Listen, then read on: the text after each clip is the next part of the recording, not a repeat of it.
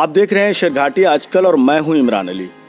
आज मैं आपको शेरघाटी की मिट्टी से जुड़े एक ऐसी शख्सियत से मुलाकात करवा रहा हूं जो कि पेशे से पत्रकार हैं, लेकिन साहित्य में भी इनका बड़ा दखल है।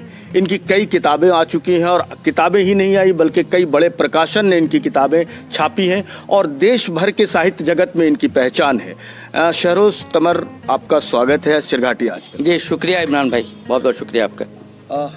जी बताएं। पहला सवाल कि आप शेरघाटी की मिट्टी से जुड़े हैं, अपनी जड़ों से हमेशा संबंध बनाए रखा, यहाँ आते जाते रहे, तो आप अपनी शेरघाटी की कला, संस्कृति, साहित्य को अपनी यादों में किस तरह महसूस करते हैं आप, पुरानी यादों को? देखिए, मैं अभी एक से बात कर रहा था एक भाई साहब से, मैं कह रहा था कि मिट्टी से जुड़ा होना चाहिए। दरअसल मिट्टी से आप नहीं जुड़े हैं तो आप अपनी माँ से नहीं जुड़े हैं, माँ से नहीं जुड़े हैं तो आप अपनी मातृभूमि से नहीं जुड़े हैं, मातृभूमि से नहीं जुड़े हैं तो आप अपनी मातृभाषा से नहीं जुड़े हैं।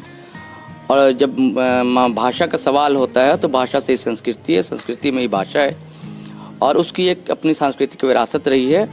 और शेरघाटी की बड़ी सांस्कृतिक बड़ी विरासत रही है हमारी, मतलब अशोक पीरियड से होता हुआ वो, उसके बाद शेरशाह सूरी और उसके बाद फिर वो यहाँ शेरशाह सूरी के दौर में यहाँ काजी नियुक्त किए जाते हैं मुस्लिम एरा में, और वहाँ से फिर एक नई तहज़ीब की शुरुआत होती है।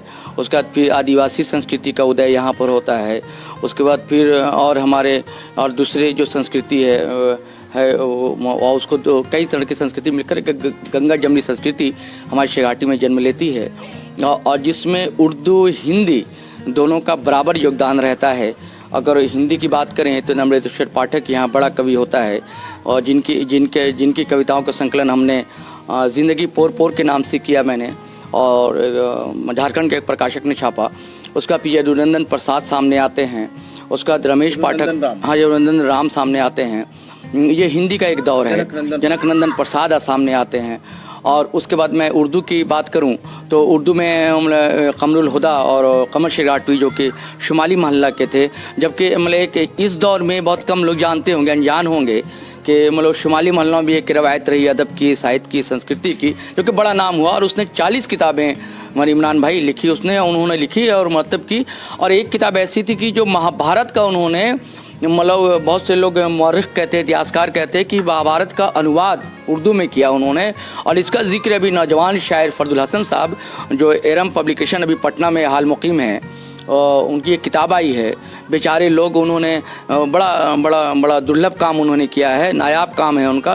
बेचारे लोग जो पुराने जो लोग हैं जिसे हम और नई नस्ल भूलती जा रही है, और उनकी शख्सियत पर उन्होंने एक अच्छी रोशनी डाली है, तो उसमें इनका जिक्र आता है। तो शेरघाटी की पहचान जिन कवियों से, जिन शायरों से है, उनमें अगर कुछ नाम लें आप तो किनका किनका नाम लें? तो मैंने आपको बताया कि कमर शेरघाटी और वो कौस हमजापुरी हुए, जिनके साहबजादे हैं नावक साहब, बड़ा मकबूल नाम है पूरे मुल्की सतह पर, नहीं कहूँगा मैं, बल्कि मतलब आलमी सतह पर उर्दू और फ़ारसी का बड़ा नाम है, जाने जाते हैं।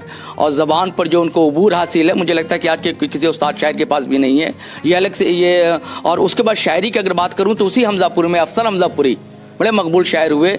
उसका अगर नई नस्ल की बात करेंगे तो इशराक हमजापुरी हैं, वहीं फिर हिलाल हमजापुरी हैं। मैं फिर शुमाली महल्ला लौटूँ कमर शेरघाटी के महल्ले में, तो वहाँ रज़ा शेरघाटी हैं, अहमद शेरघाटी हैं। उसके बाद हम अगर काजी महल्ला में आते हैं, बड़ी उम्दा शायरी हैं अहमद असलम साद मीरानी काजी महल्ले में, नई नस्ल का बड़ा अच्छा शायर, और उसका भी शायरी का मजमुआ आया है और मैंने उसका प्रीफेस भी लिखा था मैंने। और लोधी शेम नमाल हक साहब हैं, काजी मोहम्मद फरदुल हसन साहब के आपका जिक्र मैंने कर लिया। और इमरान भाई आपने भी अपना बीच में कुछ ना कुछ लिखते हुए रहते हैं। और उसके बाद फिर मतलब कई लोग हैं हिंदी में, आपको बताया हिंदी में एक राकेश पाठक बड़ा मकबूल नाम है हिंदी कविता का। और वो कविता कोश एक ऐसा संकलन है, ऑनलाइन संकलन है, जिसे पूरे विश्व में हिंदी के जितने रचनाकार उनकी कविताएं शामिल की जाती हैं। पहली बार ये गौरव मुझे हासिल हुआ था शेरघाटी के नाते, कह लीजिए कि मैं शेरघाटी का हूँ, कि हमारी कविताएं वहाँ ली गई। उसको राकेश पाठक की वहाँ कविताएं शामिल की गई। और उसके बाद अभी रेख्ता भी हिंदी मिला रहा है, वहाँ भी हमारी कविताएं आने वाली हैं, राकेश पाठक की कविताएं आने वाली हैं। उसका उदय यादव जो अभी वकालत कर रहे हैं, वो पहले भले बचकानी कविताएं करते थे, आज बहुत अच्छी कविताएं इमरान साहब वो कर रहे हैं। उसका मुझे एक और नाम याद आ रहा है, राजेश गुप्ता की मैंने बात की, और मैं संस्कृति पर आ रहा हूँ। पेंटिंग में विजय दत्त ने अगर हस्तक्षेप उनका रहा पेंटिंग में तो आपका दखल रहा, शहबाज रिजवी का रहा, बाद में वो साहित्य की ओर उनका दखल रहा, नुमानुल हक रहे। और मैं बात कर रहा था आह्वान नाम की एक संस्था हमने बनाई थी, साहित्यिक सांस्कृतिक संस्था बनाई थी, और जिसने एक इकबाल लाइब्रेरी की शुरुआत की थी। और उससे भी कबल लाइब्रेरी का पुस्तकालय की एक परंपरा रही है, एक रवायत रही है। बहुत पहले एक आज़ाद उर्दू, हाँ शेरघाटी में आज़ाद उर्दू लाइब्रेरी हुई थी बहुत पहले, काजी महल में रही, लोधी से शिफ्ट हुई, फिर काजी महल में इकबाल लाइब्रेरी बनी, बाद में अब्दुल रहमान के नाम से लाइब्रेरी हुई।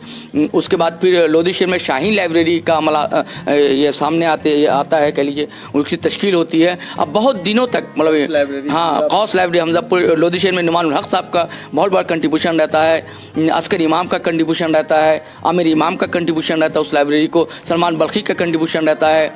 और उसके बाद फिर क्या बोल रहा हूँ, नवाक साहब तो बड़ा नाम है ही, कौस हमजापुरी, वहाँ कौस हमजापुरी से भी वो फारसी में वो भी शायरी क्या करते थे। और उसी वहीं कौस लाइब्रेरी है। और मैं आप बात करूं बाज़ार की तरफ बात करूं, वहाँ नारायण पुस्तकालय बना, उसका भी अपना एक योगदान है। तो जब हम लोग आह्वान संस्था बनाए उससे पहले ही यहाँ पर ये अमरदीप क्लब है ना, और आज मैं नहीं जानता कि आज किस स्थिति में है, लेकिन एक समय रामस्वरूप स्वर्णकार जब उसके अध्यक्ष हुआ करते थे, वो भी रंगकर्मी रहे।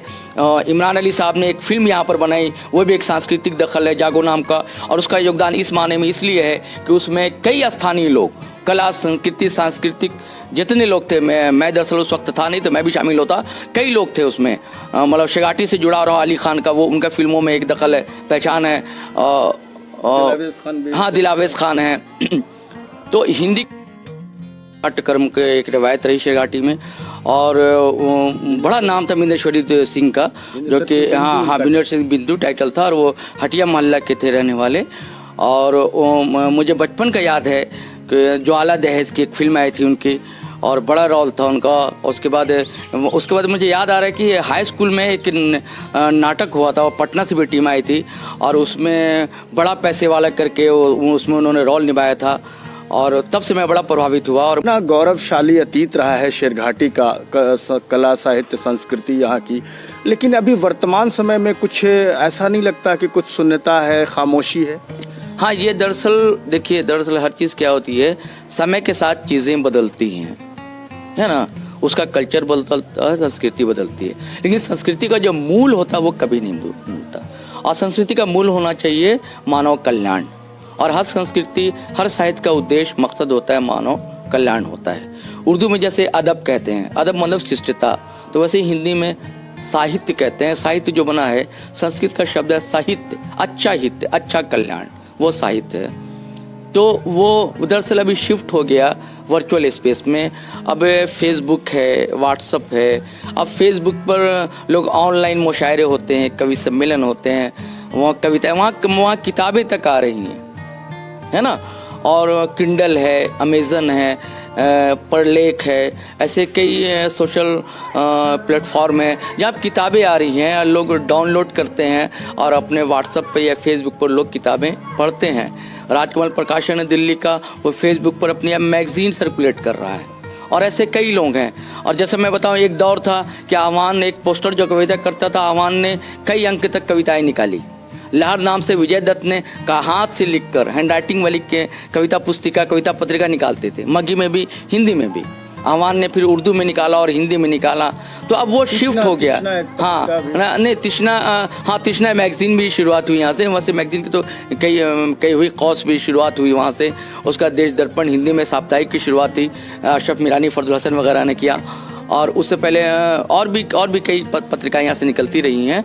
और बड़ा नाम मैं कहूँ कि शेरघाटी से जुड़ा हो रहा जानकी वल्लभ शास्त्री का, जो कि नर्मदेश्वर पाठक नर्मदेश्वर शेरघाटी हुई, जिसे मैं बाबा कहता था। और मुझे बड़ा मलाल रहा कि मैं चाहता हूँ कि उनके नाम पर एक दिन का आयोजन शेरघाटी में हो, जिसमें हिंदी उर्दू के बड़े नाम और मगही के बड़े नाम यहाँ पर आएँ। और कोई सवाल हो तो आप।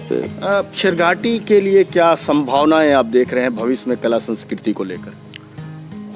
बस मैं ये कहूँगा कि जैसे लोग वर्चुअल स्पेस में शिफ्ट हो रहे हैं, तो उसी तरह शेरघाटी के लोगों को भी, जैसे आपका भी एक ग्रुप शेरघाटी के नाम से है, और कृष्ण मुरारी भाई बेचारे अभी रांची में रहते हैं वो, तो उनका भी एक ग्रुप शेरघाटी चलता है। तो वहाँ पे कोई सांस्कृतिक हलचल दिखलाई नहीं देती है, तो मैं नई नस्ल से, नए जवानों से हमारी गुजारिश है, आग्रह है कि वो अपनी जो भी बातें लिखें और कहें, और वहाँ शाबाशी मिलती है, हौसला अफजाई मिलती है, और उनकी कमियों पर भी लोग ध्यान देते हैं और सुधार की भी गुंजाइश बनती है। जो एक आप कह रहे थे कि एक जो दौर था, गौतकिया लगा कर एक नशिस्त हुआ करती थी, गोष्ठी हुआ करती थी, वो रिवायत अब ख़त्म हो गई, तो वो दरअसल शिफ्ट हो गई, यहाँ से ज़रूर ख़त्म हुई है, तो वो वहाँ पर शिफ्ट हो जाना चाहिए, जैसे और लोगों ने, और शहर के लोगों ने, जिंदा दिल लोगों ने शिफ्ट किया है, वैसा होना चाहिए। चलिए, बहुत बहुत शुक्रिया हमसे बात करने। जी बहुत बहुत शुक्रिया इमरान भाई, आपका बहुत।